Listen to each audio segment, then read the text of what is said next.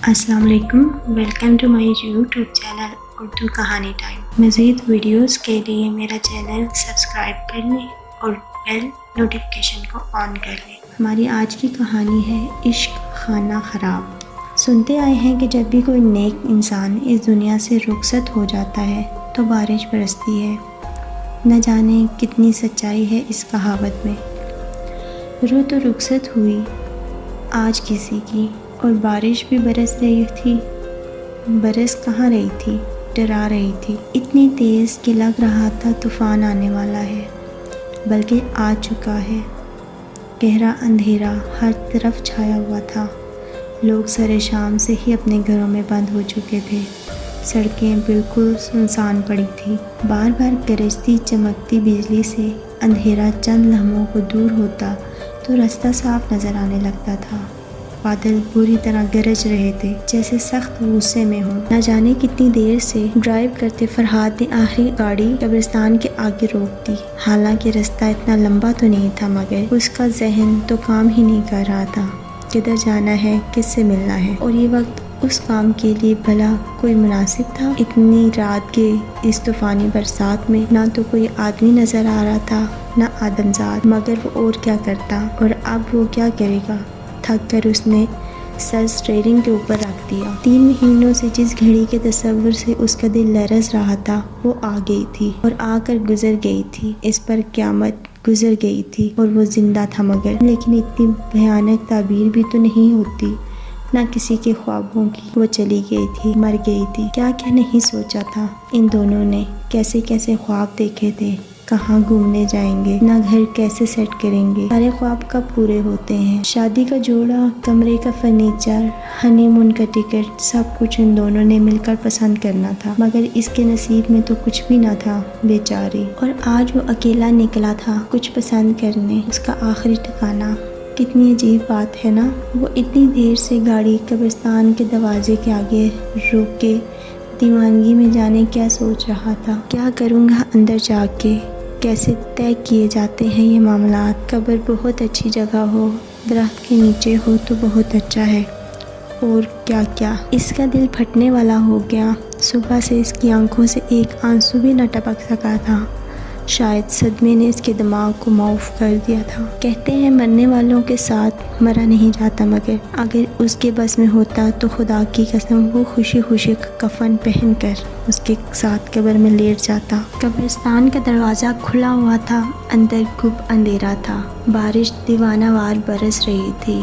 بجلی چمکنے سے اندر کا منظر تھوڑی دیر کے لیے واضح ہو جاتا تھا۔ اتنا دل دہلا دینے کا منظر کہ اگر کوئی چند لمحوں کو غور سے دیکھ لے تو لرز کر گناہوں سے توبہ کر لے، مگر کب تک کرتا ہے کوئی سچی توبہ؟ قبرستان کا منظر کیا، اب تو قبروں میں بیٹھ کر شیطان کی بیچاری مکروہ ناقابل یقین گناہ کرتے ہیں۔ وہ بھی ایک قبر میں بیٹھا ہوا تھا، بے حد پرانی ٹوٹی قبر میں۔ آج بارش کی وجہ سے قبرستان میں نہ تو کوئی چوکیدار تھا، نہ کوئی گورکن۔ اس کو یہ موقع بڑے انتظار کے بعد نصیب ہوا تھا۔ آج بڑا بہترین دن تھا، بلکہ رات تھی۔ کئی مہینوں کی گشت اٹھا کر کیے جانے والے عمل کے بعد آج منزل قریب نظر آ رہی تھی۔ وہ کوئی نیا تھوڑی تھا، برسوں سے اس شیطانی راہ کا مسافر تھا۔ اس کے علم نے اسے بتا دیا تھا کہ باہر گاڑی میں بیٹھا شخص کسی تکلیف سے گزر رہا ہے، اتنی اذیت سے کہ وہ اپنے من کی مراد پانے کے لیے کوئی بھی قیمت دے سکتا ہے، بڑی سے بڑی قیمت۔ پوچھا تھا چارہ گر نے کہ عمر مرض سے کیا؟ تیماردار بولے کہ بچپن سے عشق ہے۔ قسم ہے فرحاد کو بھی بچپن سے عشق تھا، شدید عشق۔ رومیلا اس کی پھپھو کی بیٹی تھی، اکلوتی بیٹی۔ بیچاری پھپھو نہ جانے کس سیاہی سے اپنا نصیب لکھوا کر لے کے آئی تھی۔ شادی کے چند برسوں بعد ہی بیوہ ہو کر بھائی کے در پہ آ پڑی۔ ایک معصوم بچی کے ہمراہ فرحاد کی امی کی تو اس سے کسی طرح نہیں بنتی تھی، اس کے ابو تک سے نہیں تو پھپھو سے کہاں بنتی؟ ان کو پھپھو کا وجود بالکل برداشت نہ تھا۔ حالانکہ پھپھو نے آہستہ آہستہ پورے گھر کا کام کاج بھی سنبھال لیا تھا۔ رومیلا پھپھو کے جینے کی واحد وجہ تھی۔ جو کہ آہستہ آہستہ فرحاد کے جینے کی وجہ بھی بن گئی۔ رومیلا کی زندگی کی واحد خوشی سچی محبت تھی۔ فرحاد کی والہانہ محبت امی سے پوشیدہ نہ رہ سکی اور ظاہر ہے اس کی طرف سے شدید پسندیدگی کا اظہار ہوا تو ہی بڑی مشکل سے پھپھو کو اتنے سالوں سے اپنے گھر میں برداشت کر رہی تھی۔ کہاں اپنے ٹکڑوں پہ پلنے والی رومیلا کو وہ اپنے اکلوتے بیٹے کی دلہن کے روپ میں ساری زندگی دیکھتی۔ اگر ان کو فرحاد کے ابو کا تھوڑا بہت خوف نہ ہوتا تو وہ آج اس موڑ پر ان دونوں ماں بیٹیوں کو دھکے دے کر اپنے گھر سے نکال دیتی، مگر فرحاد کے ابو کو اس رشتے اور اپنے بیٹے کی پسند پہ کوئی اعتراض نہ تھا۔ اس طرف سے ناکام ہو کر امی نے پینترا بدل دیا اور کڑی شرائط لگانی شروع کر دی۔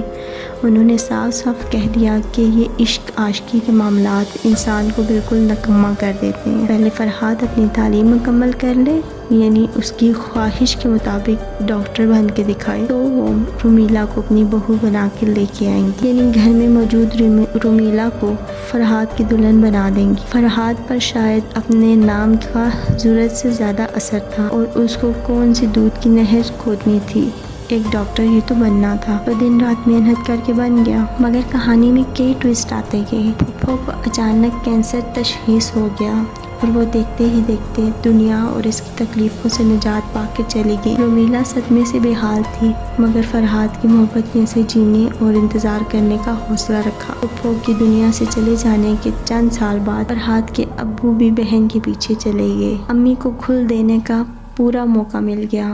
وہ رومیلا سے بہت بدسلوکی کرنے لگی تھی۔ ان کا اس بے آسرا معمولی لڑکی کو بہو بنانے کا بالکل ارادہ نہ تھا۔ نہ جانے فرحاد کو رومیلا میں کیا نظر آتا تھا، وہ اکثر حیران ہو کر سوچتی، مگر یہ سوال کون سا نیا تھا؟